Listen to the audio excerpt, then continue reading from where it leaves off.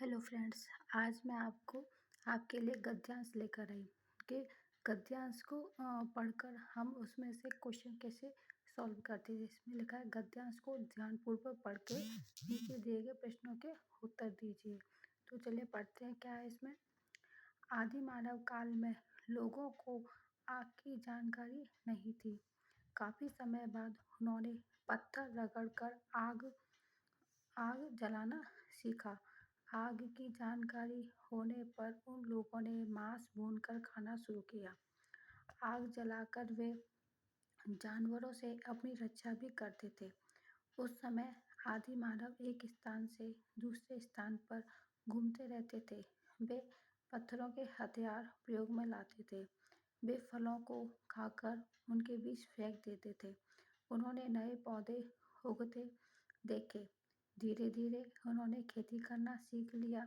कई कार्यों में अपनी सहायता के लिए उन्होंने जानवरों से सहायता लेना शुरू किया। खेती आरंभ करने पर फसल बोने से काटने तक उनको एक जगह रहना पड़ता था। इस तरह गांव बसने लगे। उसके बाद आदि मानव ने पहिए की खोज कर ली। बाद में उन लोगों को धातु का ज्ञान हुआ। वे लोहे पीतल के हथियार और बर्तन बनाने लगे। तो ये गद्यांश है। इसमें आदिकाल के बारे में बताया गया है कि आदि मानव किस तरह से रहते थे। उन्होंने धीरे धीरे क्या क्या करना सीखा। ठीक है। अब इसमें से कुछ प्रश्न दिए गए हैं, उनको कैसे उनके देखो उत्तर कैसे सॉल्व करते हैं। क्वेश्चन को कैसे सॉल्व करेंगे। तो पहला प्रश्न है आदिकाल में लोगों ने आग जलाना कैसे सीखा। तो आदिकाल में लोगों ने आग जलाना कैसे सीखा।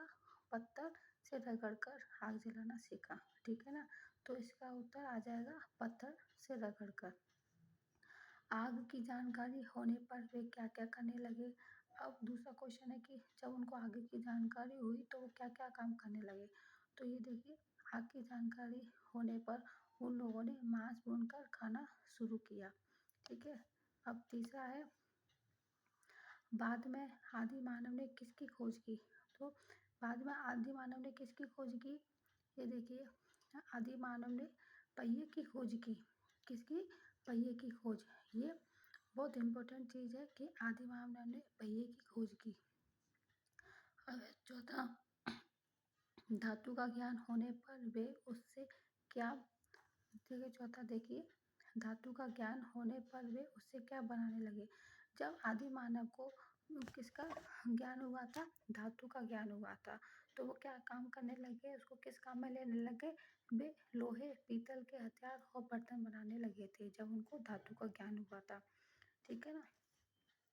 अब लास्ट प्रश्न है कि ऊपर दिए गए गद्यांश का उपयुक्त शीर्षक चुनकर सही का चिन्ह लगाइए। अब ये जो गद्यांश दे रखा है कि अब इस पूरे को पढ़कर अब हमें यह पता लगाना है कि इसका अब उपयुक्त शीर्षक कौन सा होगा। हम इसका क्या नाम ले रखेंगे इसके शीर्षक का। तो इसमें कौन कौन से ऑप्शन है देखिए। आदि मानव, पहिए की खोज और आदिकाल। तो इसका बताइए कि सबसे उपयुक्त शीर्षक क्या है। तो उसका आदि काल मान लेंगे ये। ठीक है ना। तो इसका क्या हो जाएगा आदिकाल। तो इस तरह से गद्यांश पढ़ते हैं और गद्यांश पढ़कर उसके प्रश्न सॉल्व करते हैं। धन्यवाद।